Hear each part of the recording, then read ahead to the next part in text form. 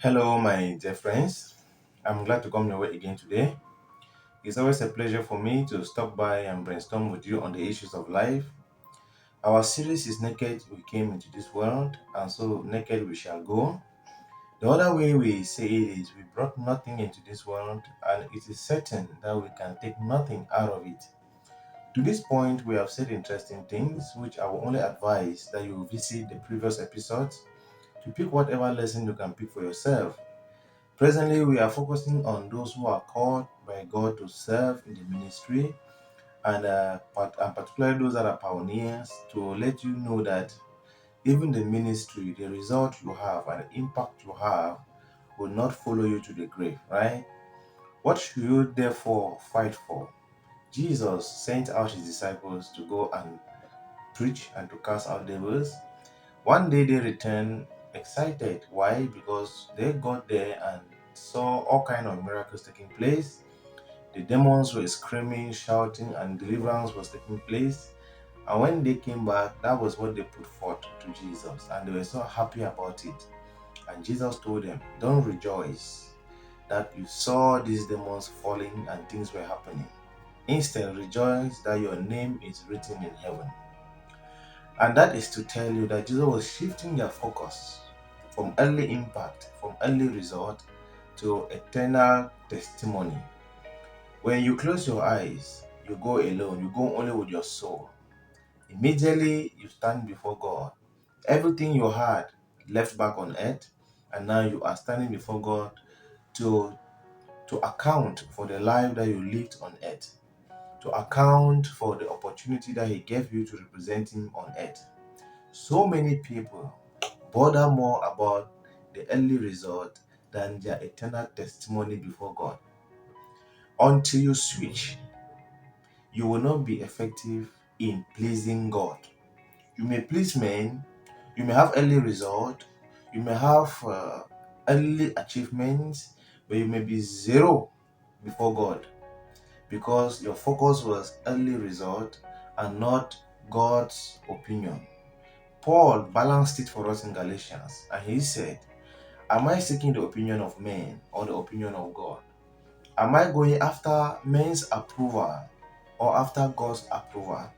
Then he answered, "I go after God's approval and not men's approval."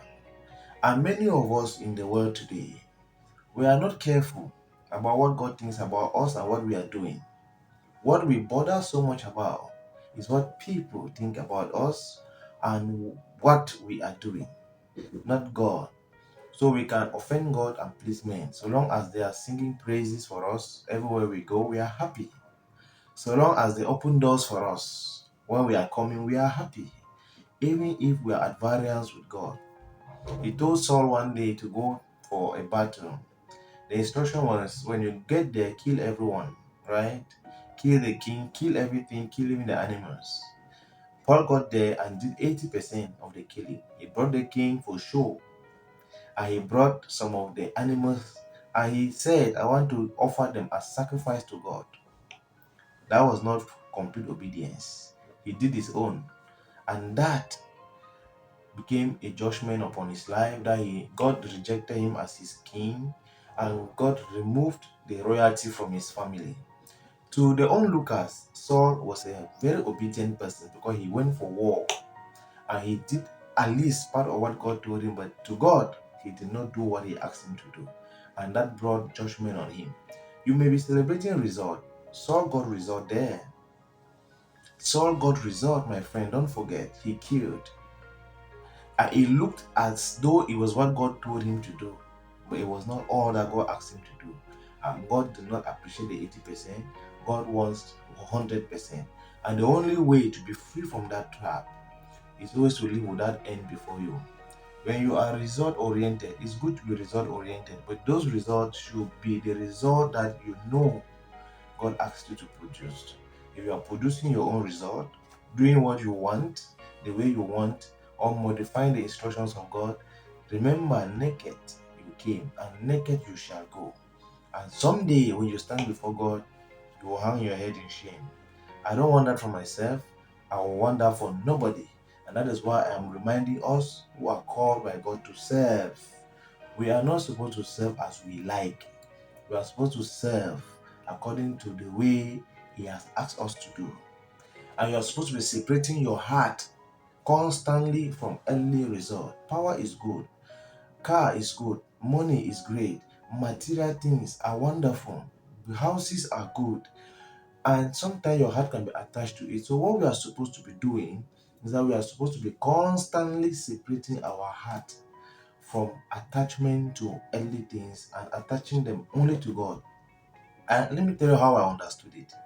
Jesus said on that day, some people will be on the rooftop, and when the trumpet shall sound from the rooftop, they shall go. Right? They shall be caught up in rapture, and they will go. And they will not even have time to go down to their house to take anything.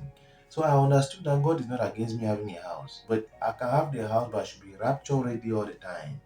That when the trumpet sound, I will not miss my wallet. I will not miss the money I've kept in the house. I will not miss all the dresses I have inside, all the chairs or whatsoever. I will not want to go with anything, because I've been so separated from these things that even though I'm using them and I have them, when the trumpet sound, the only thing that my heart is beating for is the trumpet to go. Who will take over the house? I don't care. Who will own my clothes? It should not be my business. Who will own my car? It should not be my business. From the rooftop, I disappear. That is how God wants us to manage the things we have. Have 10 houses, but be rapture ready. Have the fattest bank account, but be rapture ready anytime. Have lands, but be rapture ready. Don't be attached to anything.